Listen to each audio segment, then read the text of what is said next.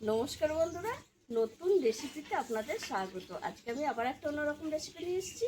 এই দেখুন বন্ধুরা, আমাদের গাছে এই সজনের শাক, কচি কচি সজনের শাক আজকে পেরে রান্না করব। আর এই সজনের শাক আমি সাদা তিল দিয়ে রান্না করব। তাই কিভাবে রান্না করব প্রথম থেকে শেষ পর্যন্ত ভিডিওটা দেখবেন, স্কিপ করবেন না।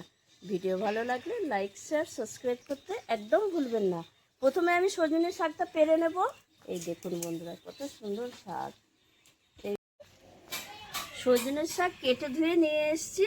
আর এখানে নিয়ে নিয়েছি আলু, সাদা তিল, থেতো করা রসুন, কাঁচা লঙ্কা, নুন, চিনি, শুকনো লঙ্কা, কালো জিরে, হলুদ গুঁড়ো আর সাদা তেল, সর্ষের তেল। আর কিছু লাগবে না। এবার আমি কড়াই বসিয়ে দিয়েছি, কড়াইটা গরম হয়ে গেছে। এবার আমি এই যে সাদা তিলটা একটু ভেজে নেব, মানে একটা ভাজা সুন্দর গন্ধ আসে। খুব লাল করে ভাজবো না, হালকা ভাজবো। তিলটা ভাজা হয়ে গেছে, এবার আমি সরাসরি দিয়ে দেবো শিলপাটায়। এটা পরে বেটে নেবো শাকটা ভাজতে ভাজতে। এবার আমি যেটা করব সেটা হচ্ছে কড়াইয়ে দিয়ে দেবো সাদা তেল।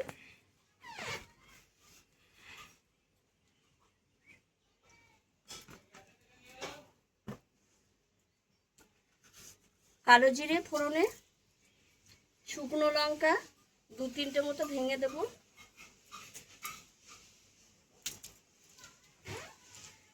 থেতো করা রসুন দিয়ে দেবো। ফোড়নটা একটু গরম হবে। ফোড়ন হয়ে গেছে, রসুনটাও ভাজা ভাজা হয়ে গেছে। এবার আমি দিয়ে দেব কেটে রাখা এরকম সরু সরু করে আলু কেটেছি, সেই আলুটা দিয়ে দেব। আলুর মধ্যে দিয়ে দেবো আমি লবণ,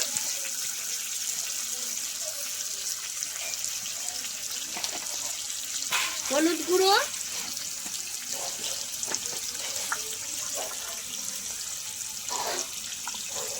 দিয়ে দেবো কাঁচা লঙ্কা, চেরা কাঁচা লঙ্কা দিয়ে আলু ভালো করে একটু ভেজে নেব। আলু ভাজা ভাজা হয়ে গেছে। এবার আমি ধুয়ে রাখা সজনে শাকটা দিয়ে দেবো।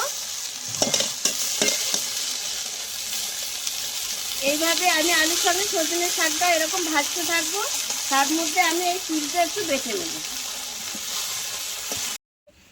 এই দেখুন বন্ধুরা, শাকটা দেওয়াতে শাকের জলেতেই আলু সেদ্ধ হয়ে যাবে। আর আমি এদিকে তিলটা একটু ভাজা, তিলটা একটু বেটে নিচ্ছি। এই দেখুন বন্ধুরা, শাকের কচি একদম সজনের শাক দেওয়াতে যে জলটা বেরিয়েছে সেই জলটাতেই আলুটা সেদ্ধ হয়ে গেছে। এই দেখুন শাকটাও নরম হয়ে গেছে আর শাকটা প্রায় হয়ে আসছে আমার। এবার আমি স্বাদ ব্যালেন্সের জন্য একটু চিনি দেব। চিনি দিয়ে আমি 1 মিনিট এরকম নেড়ে চেড়ে নেব। আর এদিকে আমি যে তিলটা বেটে রেখেছি, ভাজা তিলটা, এই ভাজা তিলটা আমি জল দিয়ে বাটিনি, শুকনোই বেটে রেখেছি। এই দেখুন ঝরঝরে হয়ে গেছে। এবার আমি এই বাটা তিলটা দিয়ে দেবো। এই তিলটা দিলে সজনের শাকের যে গন্ধ বা সেটা লাগে না, খেতে খুব সুন্দর লাগে। আর সজনের শাকের উপকারটা আপনারা জানেন, সুগার কমাতে সাহায্য করে, প্রেশার কমাতে সাহায্য করে। যাদের হাই প্রেশার আছে তারা এই সজনের শাক যদি 2-3 দিন পর পর খান, একদম প্রেশার কমে যাবে। দেখুন বন্ধুরা, কত সুন্দর লাগে, একটা ভাজা তেলের অসাধারণ গন্ধ আসছে। আর কত সুন্দর হয়েছে দেখুন সজনের শাকটা। সজনে শাক এমনি শুধু খেলে একটা কষা ভাব লাগে, কিন্তু এইভাবে যদি একটু রেসিপিটা অন্যরকম করে খাওয়া যায়, খুব ভালো লাগে। মনেই হবে না এটা সজনে শাক খাচ্ছেন না কী শাক খাচ্ছে। হয়ে গেছে। এবার আমি নামাবার আগে একটু সর্ষের তেল দিয়ে দেবো।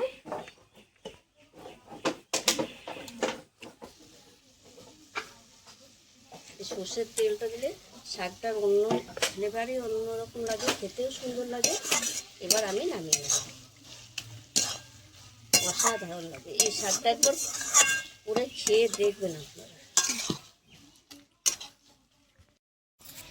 দেখুন বন্ধুরা, কত সুন্দর হয়েছে এই সজনে শাকের রেসিপিটা। সাদা তিল ভেজে এরকম রান্না করলে অসাধারণ লাগে। যারা সজনে শাক খেতে ভালোবাসেন না, তারাও এইভাবে শাকটা রান্না করলে সবাই খাবেন। একবার এই রেসিপিটা করে খেয়ে দেখুন, কথা দিচ্ছি বারবার খেতে ইচ্ছে করবে। আর আমার এই রেসিপিটি যদি আপনাদের ভালো লেগে থাকে, তাহলে লাইক করবেন, শেয়ার করবেন, সাবস্ক্রাইব করবেন। আবার দেখাবে আগামী ভিডিও।